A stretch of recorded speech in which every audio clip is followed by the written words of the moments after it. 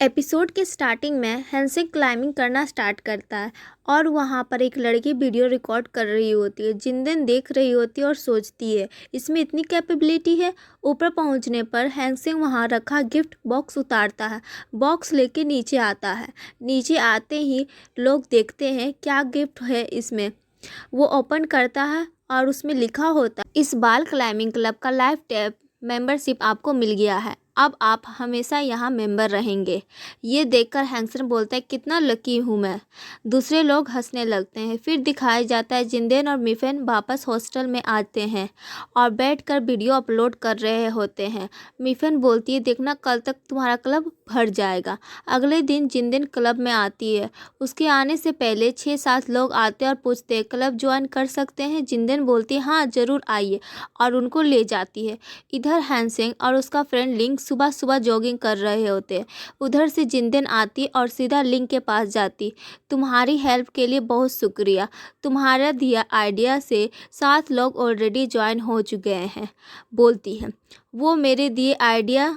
ये कहने से पहले ही हैंसन बीच में बोलता है ये कोई ख़ास आइडिया नहीं था, नोटिस लगाकर भी लोग को ज्वाइन कराया जा सकता है। तुम जैसी पुराने ज़माने का आइडिया कभी काम ही नहीं करता, कहकर जिनदेन को टाउंट मारता है। जिनदेन गुस्सा होकर वहाँ से निकल जाती है। जिनदेन और हैंसन फिर मैथ क्लास में मिलते हैं। दोनों अलग अलग जगह बैठ जाते हैं। प्रोफेसर आकर कहते हैं आप लोगों को प्रोबेबिलिटी से रिलेटेड प्रोजेक्ट करना है, 2-2 का ग्रुप बनेगा। और कहते हैं जिसके साथ आप प्रोजेक्ट नहीं बनाना चाहते हैं उसका नाम एक चीट पर लिख दीजिए। हैंसन जिनदेन का नाम लिख देता है और जिनदेन हैंसन का नाम लिख देता है। फिर प्रोफेसर चीट देखते हैं और कहते हैं जो जो नाम आपने चीट पे लिखा है उसी के साथ आप प्रोजेक्ट बनाएंगे। ये सुनते ही दोनों शौक हो जाते हैं। क्लास खत्म हो जाता है। हैंसेंग जिनदेन के पास आता है। क्या टॉपिक चूज किया? जिनदेन एक पेपर देती है जिसमें लिखा होता है कॉलेज में कितने लोग प्यार में हैं, रिलेशनशिप के बारे में क्या सोचते हैं, कैंपस रिलेशनशिप का आइडिया क्या है।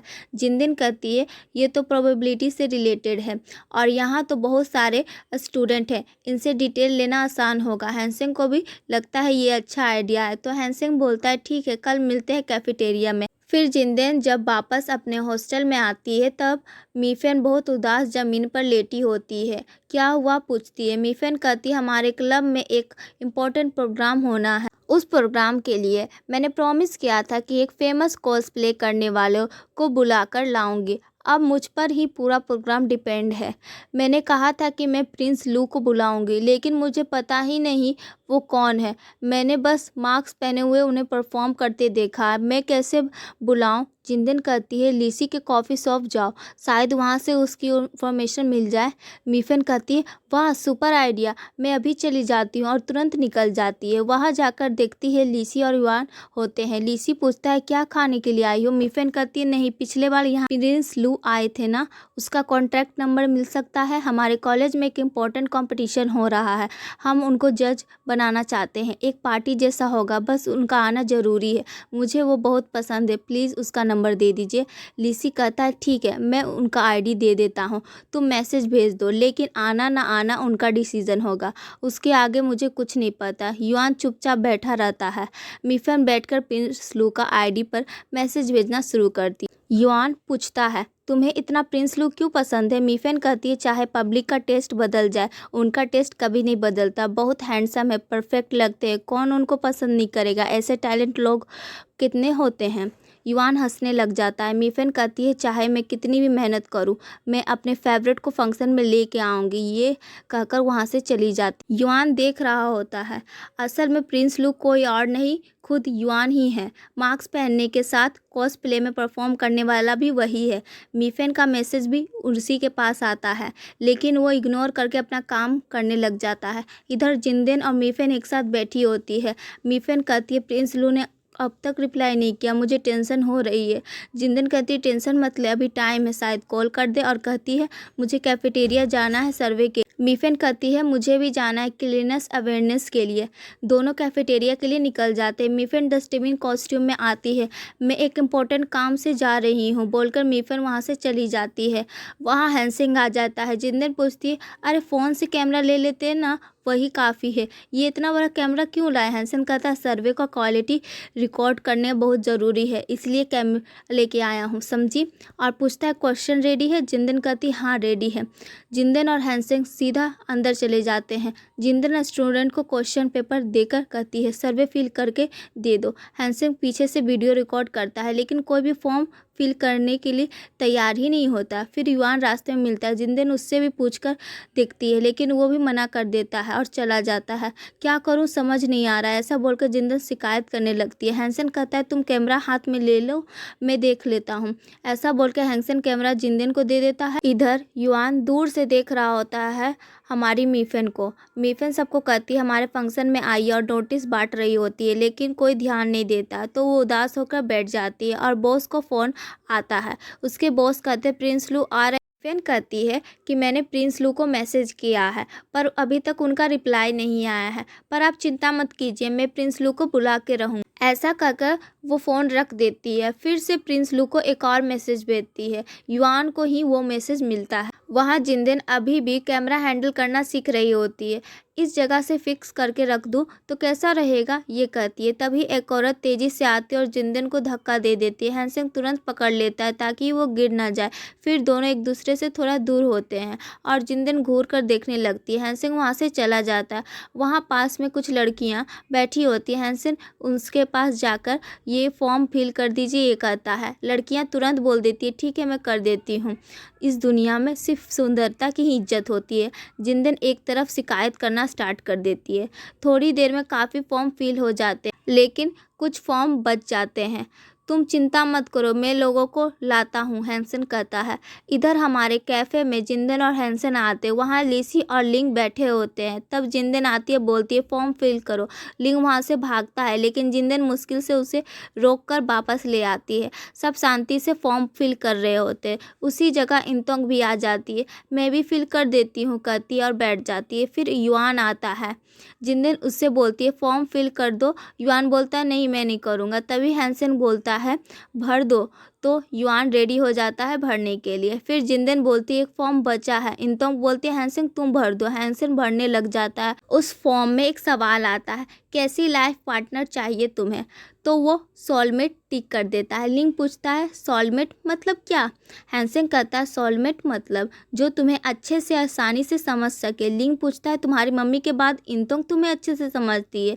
यह सुनकर इंतोंग स्माइल करने लगती है। फिर हैंसन कहता है उसकी हॉबी भी सेम हो जाए, जैसे कि मैथ और स्विमिंग। तो लिंग कहता है क्या जिंदन की बात कर रहे हो तुम? तो जिंदन ये सब सुन के शौक हो जाती है। हैंसन और जिंदन दोनों वहाँ से निकल जाते हैं। हैंसन कहता है ठीक है स्लाइड शो तुम रेडी कर रही हो, मैं बनाऊँ? पूछती है जिंदन। हैंसन कहता है तुम रेडी करोगी। जिंदन कहती है सारे हार्ड काम मैं ही करूँ। ऐसा बोलकर वो वहाँ से निकल जाती है। जिंदन वापस आकर सीधा मीफेन के साथ बात करने लगती है। उसने अभी तक रिप्लाई नहीं किया, मैं क्या करने वाली हूँ मुझे समझ नहीं आ रहा है, बोलती है।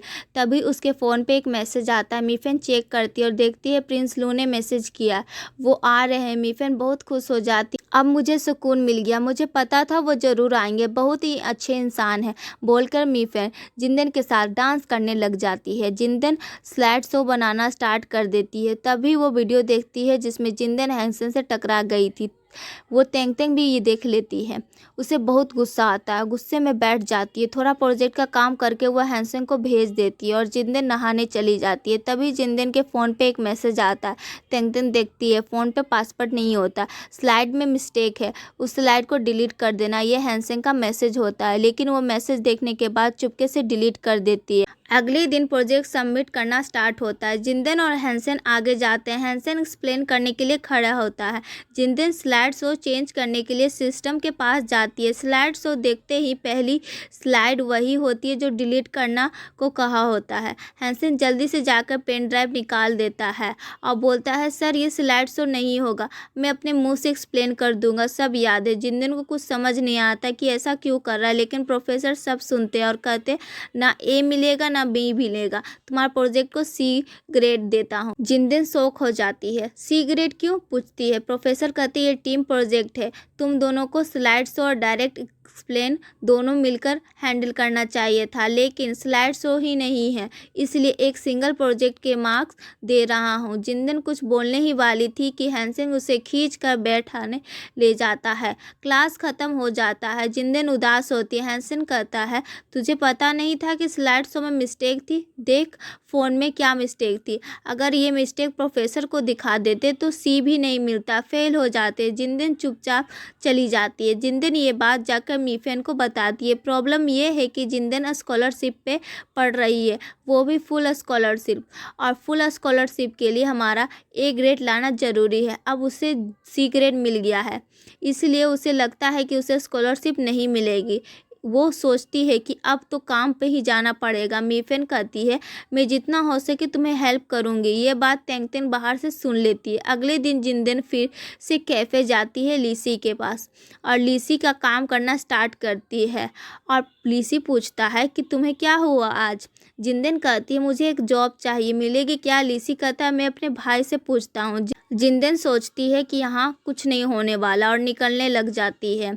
तभी वहाँ इंतोंग आती है और कहती है, अरे तुम्हें पहले ही बताना चाहिए था ना, ऑफ कैंपस एक जॉब है, अच्छा पैसा देते हैं, एक बार है, वहाँ क्लीनिंग का काम करना है, तुम जाओ, तुम्हें वहाँ अच्छा ट्रीट किया जाएगा। इस तरह जिंदन को जॉब मिल जाती है। इधर हैंसेन चुपचाप बैठा होता है। उस जगह लिंग आ जाता है। लिंग हैंसेन से पूछता है, जिंदन तो काफ़ी बिजी हो गई, दूसरा काम भी देख रही है। हैंसेन कहता है, तुम मुझे इसके बारे में क्यों बता रहे हो? लिंग कहता है, शायद तुम्हें जानना होगा। उधर जिंदन गिर गिर के बार में क्लीनिंग का काम कर रही होती है। ओनर आता है और कहता है, तुम्हारे कॉलेज का फंक्शन यहीं होने वाला है, तैयार हो जाओ। जिंदन पूछती है, कौन सा ग्रुप आएगा? ओनर कहते, देख लो। तभी मीफेन आ जाती है और कहती है, अरे हमारा कोस्प्ले यहीं होने वाला है। फिर शाम को पार्टी स्टार्ट होता है। जिंदन को मास्क पहना दिया जाता है क्योंकि कोस्प्ले हो रहा है। वो मास्क पहने हुए घूम रही होती है। मीफेन आके कहती, क्यूट लग रही हो, शर्माओ मत, इंजॉय करो, और चली जाती है। इधर बोला जाता है कि प्रिंस लू आने वाले हैं। मीफेन नर्वस हो जाती है, सोचती है कि वेटिंग रूम में जाके उन्हें देखें, दरवाज़ा नॉक करे या ना करे, ये सोच रही होती है। फिर सोचती है, छोड़ो बाद में देख लेंगे। तभी अंदर से कुछ आवाज़ आता है। इधर हैंसेंग कोस्प्ले टीम के लिए आता है। कोक लेने की कोशिश करता है। जिंदन सोचती है कि अरे ये मुझे पहचान न ले। तभी जिंदन का बॉस आके कहता है, इस लड़के को कोक। जिंदन कोक लेती है और उसमें 4-5 पैकेट सॉस डाल देती है। फिर थोड़ी देर बाद कहीं और सर्व करने चली जाती है। फिर आती है, सोचती अरे अब कौन सा कोक में डाला था, कैसे पहचानूं? तब बॉस आके कहते, जो बच्चा है उसे दूसरे को दे दो, अगर फिर से गलती हुई तो तुम्हें जॉब से निकाल दूंगा। तब तक के लिए सब कोक वहाँ से ले जाते हैं। उधर युआन प्रिंस लू बनने के लिए तैयार हो रहा है। मास्क पहनने के बाद आवाज़ आती है। देखता है कि कोई अंदर आया है जो प्रिंस लू का असली चेहरा देखना चाहता है। जैसे ही वो युआन को देखता है, फ़ोटो खींचना शुरू कर देता है। सर प्लीज़ एक फ़ोटो ले लूँ? ये आवाज़ सुनकर मीफेन दौड़ के अंदर आती है। मीफेन उस आदमी को भगा देती है। मीफेन देखती है बैग तो युआन का है, कहीं प्रिंस लू युआन तो नहीं है। तो वो आवाज़ देती है, युआन। तो प्रिंस लू देखता है उसकी तरफ और कहता है, मीफेन किसी को मत बताना। और मीफेन शौक हो जाती है और कहती है, मैं पक्का ये बात किसी को नहीं बताऊंगी। फिर इधर हैंसेन जिंदन को देख लेता है, पूछता है, यहाँ क्या कर रही हो? जिंदन बोलती है, तुम्हारी वजह से हूँ, अगर तुम अच्छे से स्लाइड। तभी उधर से आवाज़ आती है, कौन इस कॉक में सॉस मिला दिया है? जिंदन मास्क पहनकर छुपने लग जाती है। तभी कॉस्प्ले स्टार्ट होता है। प्रिंस लू स्टेज पे आता और सब लोग चेयर कर रहे होते हैं। उसके बाद दिखाया जाता है जिंदन बाहर जा रही होती है। पीछे हैंसेंग आता और कहता है, तुमने ही कॉक में सॉस मिलाया था ना? जिंदन कहती है, हाँ मिलाया था तुम्हारे लिए। अब खुश हो, मेरी जॉब चली गई? हैंसेंग पूछता है, जॉब ज़रूरी थी क्या? जिंदन कहती है, हाँ जॉब ज़रूरी थी, लेकिन तुम नहीं समझोगे। यह कहकर चली जाती है। नेक्स्ट डे जिंदन क्लास आती है। सर बोलते, एक प्रोजेक्ट कंप्लीट करो तो उससे बोनस मार्क मिल जाएंगे। जिंदन ये सुनते ही बहुत खुश हो जाती। जिंदन जब क्लास से निकल रही होती है तब इंतोंग मिल जाती है। वो बोलती है, पता चला तुम्हारी जॉब चली गई? जिंदन कहती है, हाँ। तभी इंतोंग कहती है, मेरे पास एक और जॉब है। तब जिंदन कहती है, उसकी अब ज़रूरत नहीं है। ये कहकर वहाँ से निकल जाती है। फिर दिखाया जाता है जिंदन लंच टाइम बहुत मेहनत से पेपर लिख रही होती है। पीछे लिंग उसे बुलाता है। तभी मीफेन कहती है, उसे तंग मत, स्कॉलरशिप के लिए, बोनस मार्क्स के लिए प्रोजेक्ट बना रही है। तभी लिंग लीसी से कहता है, जिंदन की हेल्प करते हैं। तो वो हैंसेन को बताता है कि जिंदन ड्रॉप आउट करने वाली है अगर उसे स्कॉलरशिप नहीं मिला तो। तब हैंसेन जाता है जिंदन जिनदेन के पास हेल्प करने के लिए। जिनदेन पूछती है तुम मेरी हेल्प क्यों कर रहे हो। हैंसिंग बोलता है स्लाइड में जो गलत पार्ट था वो मुझे डिलीट कर देना चाहिए था, बट मैंने तुम्हें मैसेज किया था। जिनदेन बोलती है बट मेरे पास कोई मैसेज नहीं आया। और यहीं पे एपिसोड ख़त्म हो जाता है। वीडियो को लाइक कीजिए, चैनल को सब्सक्राइब। तब तक के लिए बाय।